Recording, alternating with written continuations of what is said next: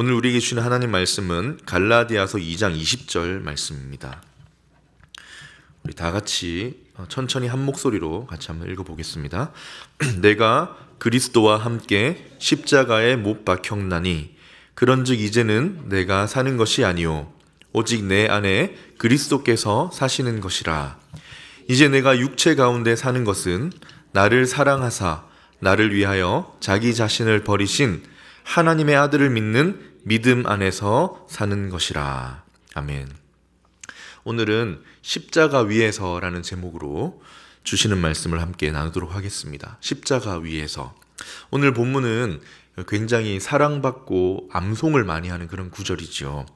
옛날에는 저녁 예배 때나 수요 예배가 되면 내가 그리스도와 함께 십자가에 못 박힌 그 찬양도 참 많이 불렀던 것 같습니다. 참 인기 있는 구절이고 저도 말씀을 묵상하면서 완전히 외워버린 것 같습니다. 다시 한번 이 말씀을 읽어보면 좋겠는데요. 한 번 더 읽어보겠습니다. 내가 그리스도와 함께 십자가에 못 박혔나니 그런즉 이제는 내가 사는 것이 아니요 오직 내 안에 그리스도께서 사시는 것이라. 이제 내가 육체 가운데 사는 것은 나를 사랑하사 나를 위하여 자기 자신을 버리신 하나님의 아들을 믿는 믿음 안에서 사는 것이라. 아멘.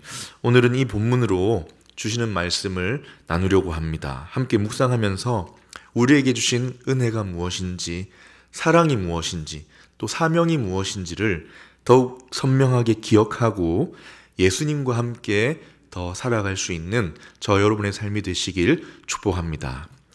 여기서 바울이 내가 그리스도와 함께 십자가에 못 박혔나니, 바울만이 아니라 우리도 마찬가지이지요. 우리가 예수 그리스도와 함께 십자가에 못 박혔다라고 하는데, 예수님과 함께 못 박힌 그 십자가 위에서 우리가 기억해야 할 것은 무엇일까 한번 묵상해 보았습니다.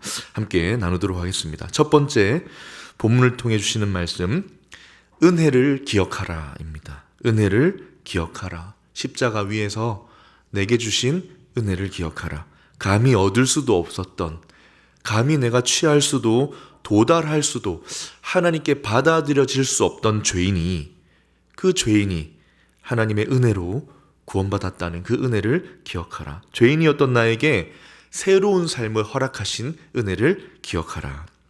오늘 본문 상반절에 바울이 이렇게 말합니다.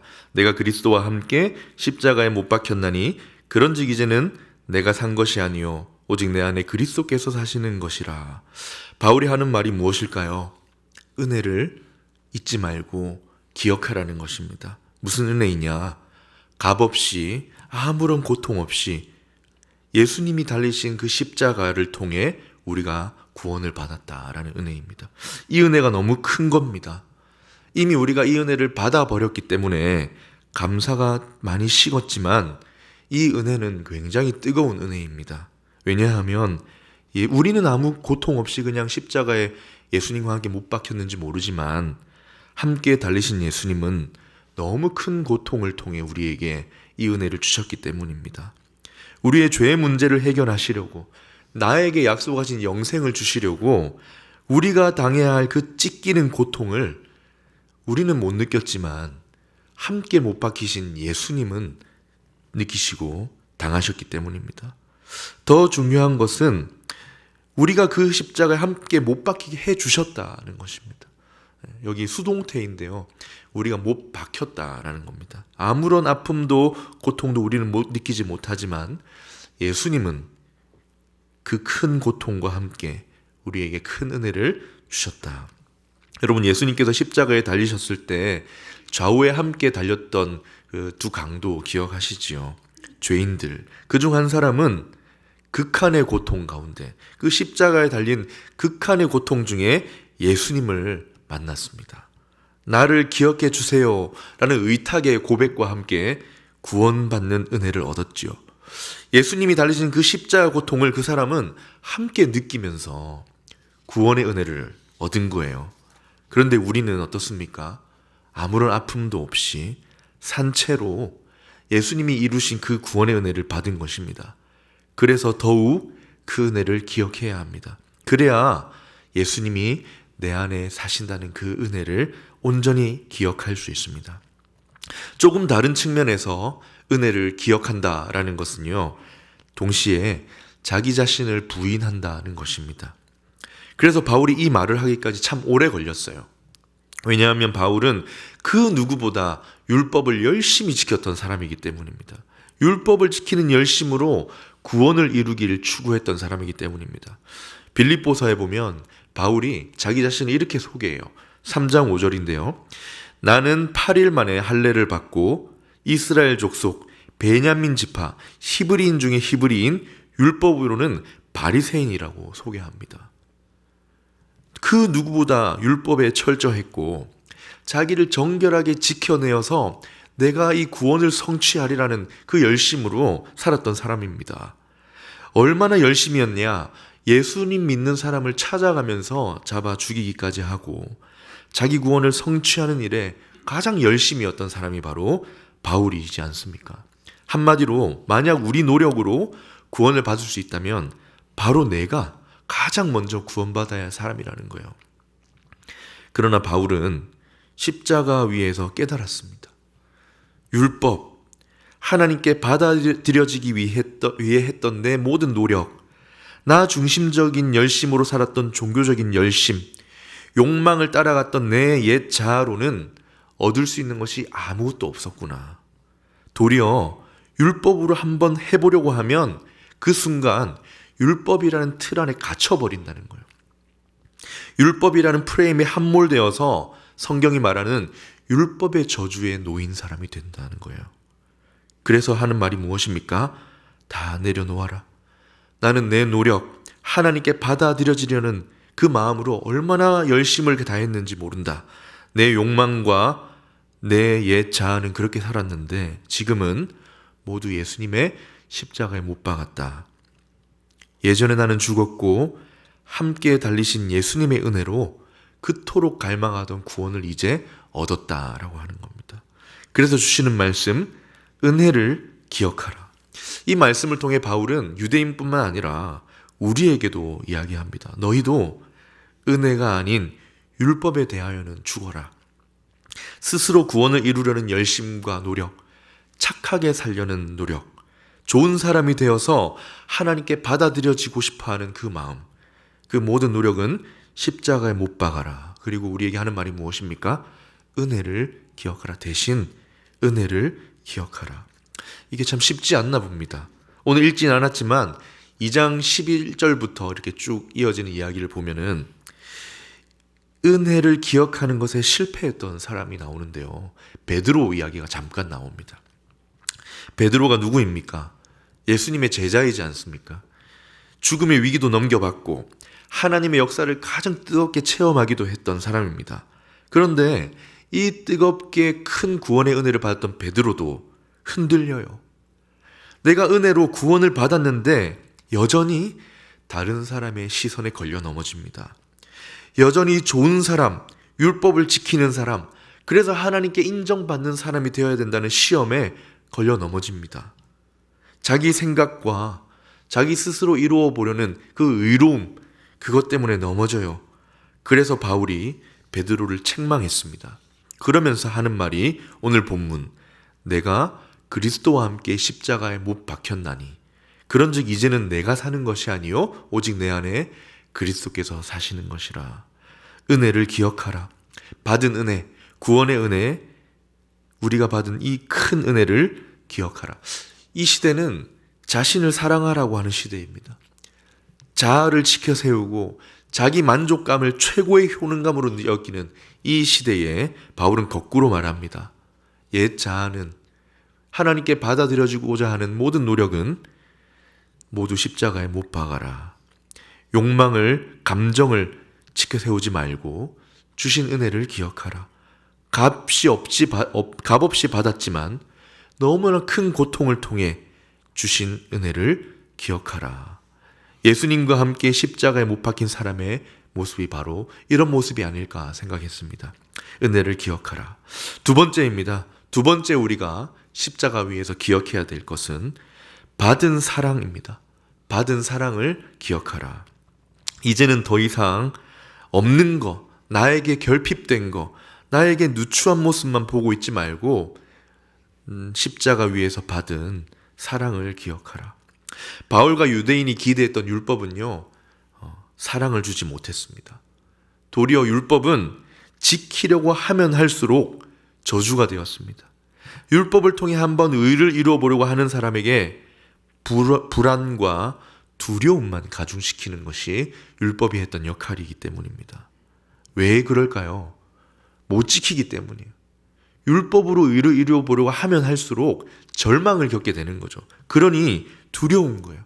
내가 이 율법을 지켜서 하나님께 받아들여져야 하는데, 내가 조금 더 나은 사람이 되어서 하나님께 받아들여져야 하는데, 지키려면 하면 할수록 이게 저주구나, 헤어나올 수 없는 저주의 늪에 빠졌구나는 걸 발견하게 되기 때문입니다. 그래서 모든 유대인들은, 특히 사도 바울 안에도 예수님을 만나기 전에는 늘 두려움과 불안이 있었던 것입니다. 자존감이 떨어질 수밖에 없죠. 부족함과 결핍을 날마다 겪기 때문입니다. 그러나 예수님과 함께 십자가에 못 박히면 뭐가 보일까요? 예수님이 보입니다. 나를 위해 목숨을 내주신 예수님의 사랑이 보이는 거예요. 내 눈이 나의 누추함과 부족함과 절망과 이 불안함과 두려움에 계속 박혀있던 눈이 이제 예수님이 주신 사랑으로 향하는 것입니다. 20절 일부인데요. 다시 한번 읽어보겠습니다. 이제 내가 육체 가운데 사는 것은, 이유가 뭐라고 합니까? 나를 사랑하사 나를 위하여 자기 자신을 버리신 하나님의 아들을 믿는 믿음 안에서 사는 것이라. 나를 사랑하셔서 나를 위해 자기 자신을 버리신 예수님을 보라 하는 거예요. 여기 표현이 참 너무 강합니다. 나를 사랑하셔서 나를 위하여 친히 찾아오셨다, 아니면 나를 사랑하셔서 자신을 내어주셨다라고 해도 되는데, 뭐라고 하십니까? 몸을 버리셨다는 거예요. 나를 사랑하셔서 기꺼이 자기의 몸을 버리셨다. 우리가 그리스도와 함께 십자가에 못 박혔다고 하지요. 만일 여러분 지금 우리가 그 십자가 위에 예수님과 함께 달려있다면, 예수님과 한 십자가에 달려있다면 무엇이 가장 먼저 눈에 들어오겠습니까? 예수님이 그 찢긴 살과 범벅이 되어 흐르는 피를 보면 나를 향해 주신 사랑이 보이지요. 그래서 우리에게 뭘 기억하라고 하시느냐? 받은 사랑을 기억하라. 예수님이 이렇게 우리를 사랑하시려고 몸을 버리시면서 사랑하시는데, 내가 나를 아끼지 못하고 나를 책망하기만 하고 부족함을 자꾸 탓하면서 남과 비교해 가면서 나의 가치를 깎아내리고만 있다면 아마 가장 마음 아프실 분은 예수님일 것입니다. 유대인은 그렇게 살았어요. 늘 부족하고 넘어지는 사람들, 더 좋은 사람, 의로운 사람이 되어야 하나님께 받아들여질 텐데, 그러나 바울은 예수님의 사랑을 보았습니다. 이 모든 노력이 아무것도 아니었구나. 예수님이 나를 사랑해 주시니 모든 것이 다 이루어지는구나. 사랑하는 성도님 여러분, 우리는 이미 하나님께 온전히 받아들여졌습니다. 한번 받아들여진 이상 취소가 없어요. 그런데 우리가 하나님께 받아들여진 이 이유는 단 하나밖에 없지요. 예수님이 사랑해 주셨기 때문입니다. 친히 십자가에 못 박히셔서 우리를 위해 자기 몸을 던져 버리셨기 때문에, 그 은혜와 사랑을 주셨기 때문에 받은 것입니다. 따라서 십자가 위에서는 사랑받는 마음이 충만합니다. 자존감이 회복됩니다. 결핍이 사라지고 피조물인 나를 위해 하나님이 찢기는 죽음의 고통을 당하셨다는 그 사랑으로 감격하게 되는 거예요. 이 사랑은 어떤 추상적인 개념이거나 철학적인 개념이 아닙니다. 하나님이 우리에게 실제 주신 사랑과 긍휼입니다. 마지막 세 번째, 우리가 십자가 위에서 예수님과 함께 못 박힌 그 십자가에 있다면 기억해야 할 것이 무엇인가? 세 번째는 사명을 기억하라입니다.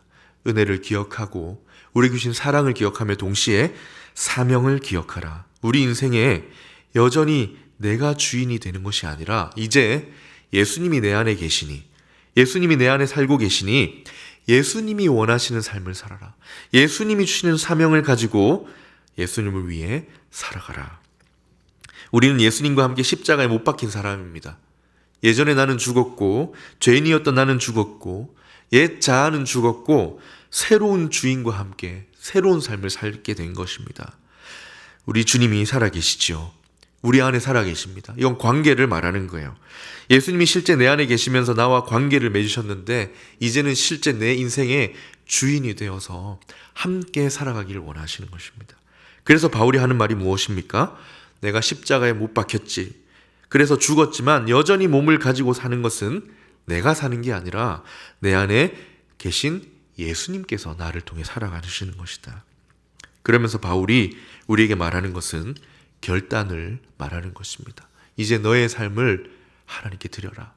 너의 인생은 너의 욕망을 채우기 위한 인생이 아니라 너 가진 노력을 통해 더 좋은 사람이 되려는 인생이 아니라 하나님께 받아들여진 사람으로서 주와 함께 사는 인생이 되어야 한다. 오늘 본문을 보면 이 짧은 이 한 절이지만 참 특이한 부분이 있습니다. 여러분 보통 성경에서 내가라는 이 1인칭 주어가 많이 사용되는 부분이 나올 때는 굉장히 부정적으로 봅니다. 쉬운 예로 사사시대 마지막 시대에 사사기 마지막 부분에 보면 참 인간적인 사랑이 없고 타인에 대한 배려도 없고 자기 자신밖에 모르는 사람들이 살아가는 모습을 보여주지 않습니까? 거기에 보면요 가장 많이 나오는 표현이 1인칭이에요. 내가 하나님도 없고 이웃도 없습니다. 그냥 내가 다 나 중심으로 돌아가는 사회를 1인칭을 써서 보여주는 거예요. 그런데 오늘 본문에도 내가가 참 많이 나옵니다. 다시 본문 한번 읽어보겠습니다. 내가 그리스도와 함께 십자가에 못 박혔나니 그런즉 이제는 내가 사는 것이 아니요 오직 내 안에 그리스도께서 사시는 것이라. 이제 내가 육체 가운데 사는 것은 나를 사랑하사 나를 위하여 자기 자신을 버리신 하나님의 아들을 믿는 믿음 안에서 사시는 것이라. 내가라는 말이 참 많이 나오죠. 그런데 보통 나 중심적인 죄인의 특성을 말하는 그런 본문과 좀 다른 점이 있습니다. 여기에는 나도 많이 나오지만 예수님도 많이 나옵니다. 다시 한번 읽어보겠습니다. 내가 그리스도와 함께 십자가에 못 박혔나니 그런즉 이제는 내가 사는 것이 아니요 오직 내 안에 그리스도께서 사시는 것이라. 이제 내가 육체 가운데 사는 것은 나를 사랑하사 나를 위하여 자기 자신을 버리신 하나님의 아들을 믿는 믿음 안에서 사는 것이라. 뭘 보여주는 것입니까?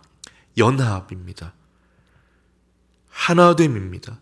이 본문은 나 중심적인 자기 중심적인 죄인의 삶을 보여주는 게 아니라 나와 예수님이 하나가 된 연합된 그런 삶을 살길 결단하라고 요구하는 것입니다. 내 안에 계신 예수님이 나를 통해 사시도록 나를 내어드려라.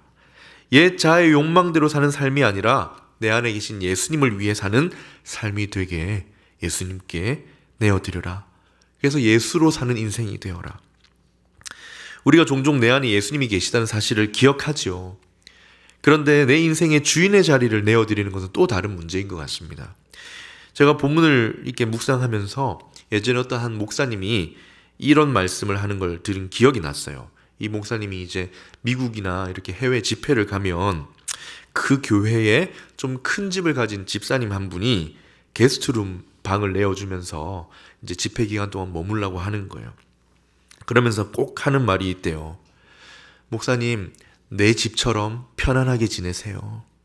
그러면 이 목사님이 진짜 자기 집처럼 편하게 지내실까요? 쉽지가 않죠. 화장실을 갈 때도 혹시 누가 있는지 조심해서 가게 되고, 목이 말라도 냉장고에 물을 마시려고 해도 눈치가 보이게 되고, 좀 이렇게 거실을 걷고 싶어도 밖에 혹시 누가 있는지 살펴보게 되고 불편한 겁니다.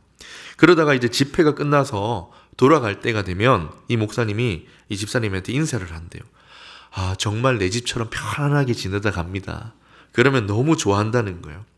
자, 이 이야기가 생각이 났습니다. 그러면서 우리가 마치 예수님을 우리 마음에 게스트룸에 모시고 있는 게 아닌가라는 생각이 들었어요.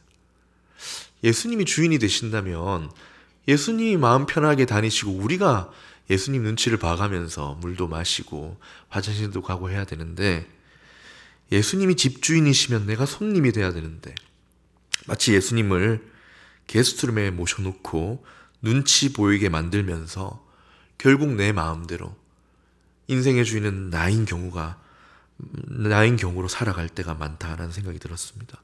그런데 막 바울이 말합니다. 사명을 기억하라는 거예요. 이제는 내가 사는 것이 아니요 오직 내 안에 그리스도께서 사신다. 예수님께서 말씀하시면 순종하고 예수님을 우선순위에 두고 그분의 요구와 말씀을 먼저 생각하고 따라가는 삶. 예수님이 하라고 하는 대로 살아가 보라는 거예요. 예수님과 동행하는 삶이 되기 위해 우리는 사명을 기억해야 합니다. 말씀을 맺겠습니다. 오늘 말씀을 준비하면서 사실 참 힘들더라고요. 왜 이렇게 묵상하면서 힘들까? 어떻게 설교를 준비해야 될까? 고민이 많이 되었어요. 왜 힘들까 생각해 보니까 제 자신이 이렇게 살지 못하고 있어서 그렇다는 생각이 들었습니다. 내가 내 안에 예수님이 계시다고 말은 할 줄 알지만 내 안에 계신 예수님으로 내가 충만하진 않구나. 십자가에 나는 못 박혔는데 그래서 예수님이 내 안에 사시도록 나를 더 열어서 내어드려야 하는데 여전히 내 욕망을 위해서 내 자아에, 내 감정에, 내 욕심대로 살고 있으니까 이 본문을 외울 정도로, 물론 다 외우시겠지만 외울 정도로 묵상을 하는데 길이 안 보이더라고요. 그러다가 갑자기 문득 이런 생각이 들었습니다. 내가 그리스도와 함께 십자가에 못 박혔나니를 생각하는데 내가 지금 그 예수님의 십자가에 함께 못 박혀 있다면 뭐가 보일까? 이런 생각이 드는 거예요. 그러자 기억해야 할 것들이 생각이 나기 시작했습니다. 내게 주신 은혜를 기억하는 것이 내가 할 일이겠구나. 그리고 그 십자가에 달린 예수님을 보면 그 사랑이 철철 흘러 넘치겠다는 생각이 들었습니다. 받은 사랑도 기억해야 되겠구나. 그리고 마지막으로 이 십자가가 헛되지 않으려면 내 안에 계신 예수님이 주시는 사명, 예수님이 주인 되시는 삶을 살기 위해 오늘 조금 더 마음을 열어 주인의 자리를 내어드려야 되겠구나. 사랑하는 성도님 여러분, 십자가의 복음이 우리에게 주신 은혜와 사랑과 사명을 기억하면서 예수님이 살아가는 삶으로 내어드릴 수 있기를 주님의 이름으로 축복합니다. 아멘. 말씀을 기억하면서 함께 찬양하겠습니다. 충만이라는 찬양인데요.